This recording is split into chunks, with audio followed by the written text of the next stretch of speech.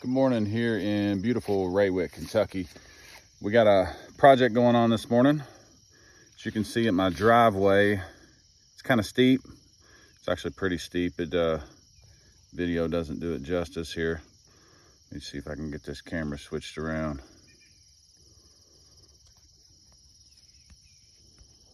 I'm not a smart man. As you can see, there's the angle of my vehicle is parked, and it goes straight up that hill right there. What I got going on is I'm going to put down this Geocell.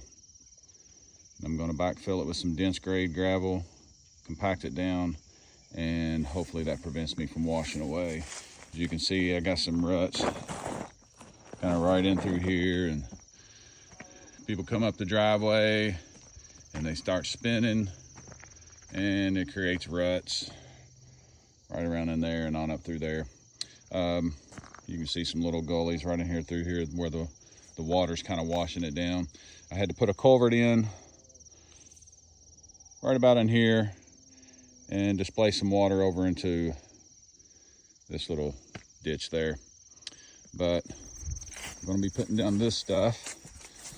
It's not a lot of videos out there, so I thought I'd make my own. Maybe it helps somebody else. There's a few put in by the manufacturers. They're done professionally. I want to see how it's really done, how real people do it.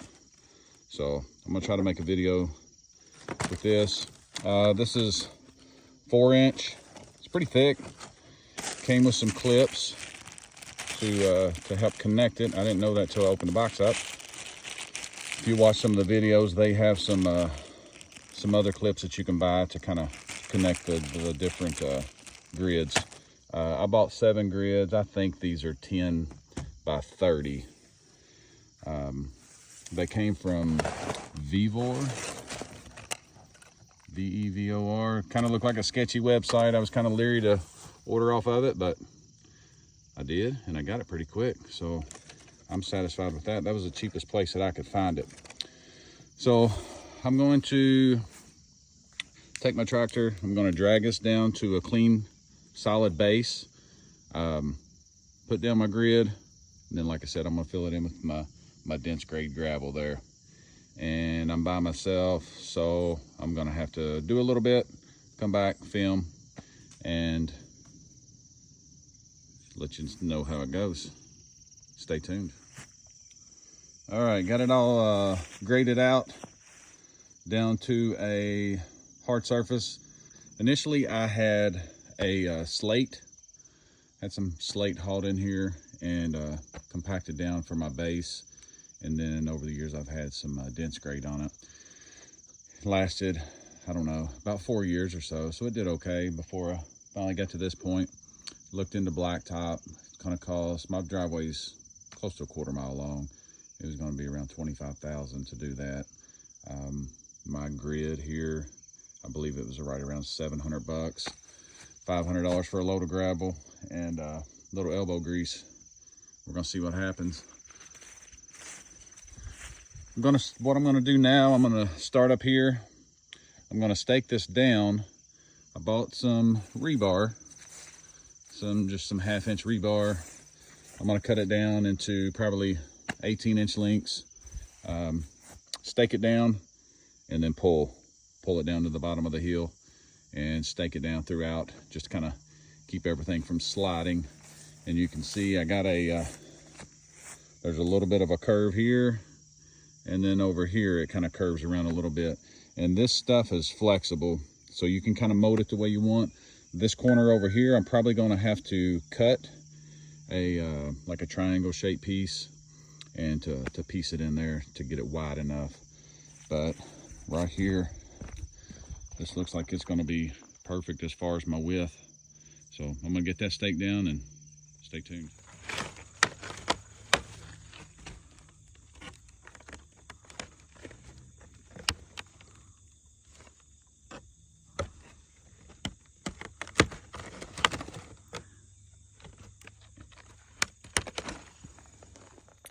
All right, got my grid down.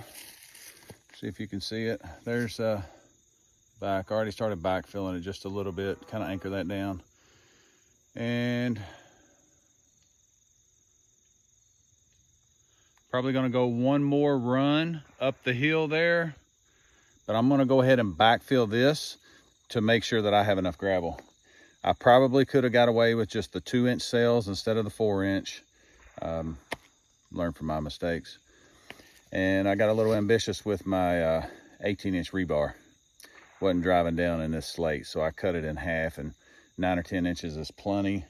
The first row there, I had to pretty much put one in like every single sail going across there to anchor it. But once I did that, was able to connect the other grids to it and pull it on up, and might have maybe 5 or 6 stakes in each other grid. So now I'm going to get down here and I'm going to start backfilling and see what happens.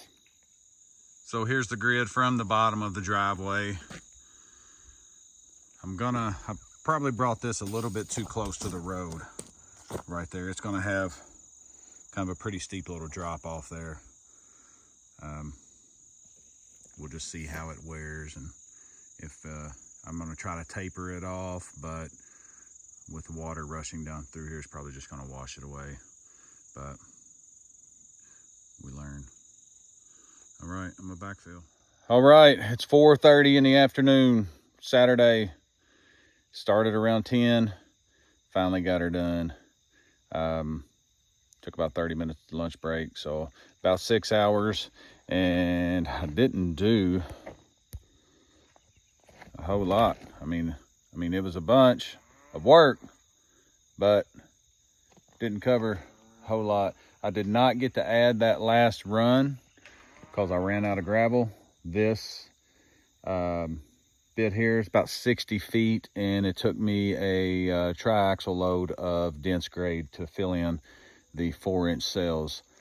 2-inch sails, like I said earlier, probably would have been sufficient. This gave me, I'm gonna turn this camera around. Can't really tell it, but it gave me a kind of a steep grade right there on the drop off. It should be okay. Probably gonna be good for shedding water and letting it kind of run down the side of the drive instead of through the middle of it, which was the purpose of this, keep the water from washing away. Come down here at the bottom. Sides of it still need to be dressed up a little bit.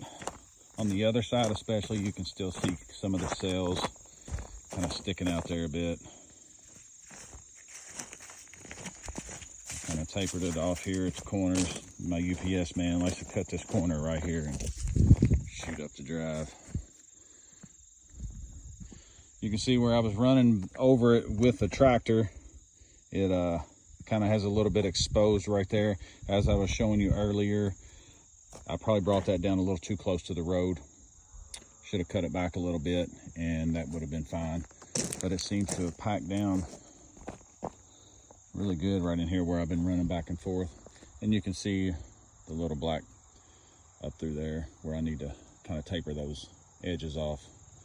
But I think it looks pretty good. We'll see how it lasts. I'm probably going to update this video in the spring and see how it does going through a freeze and thaw, and how it sheds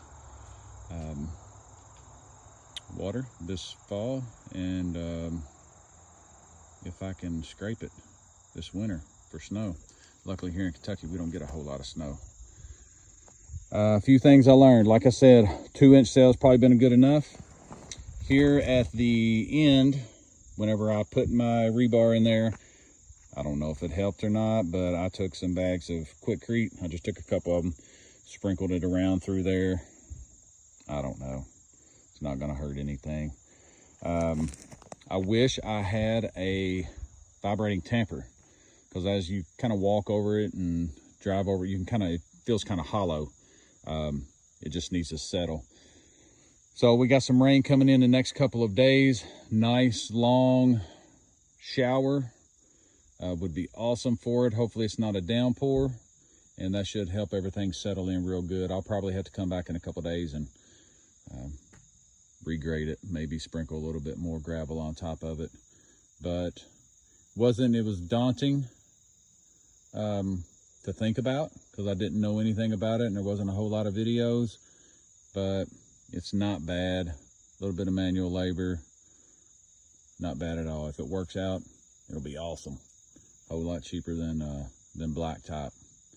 All right, take care.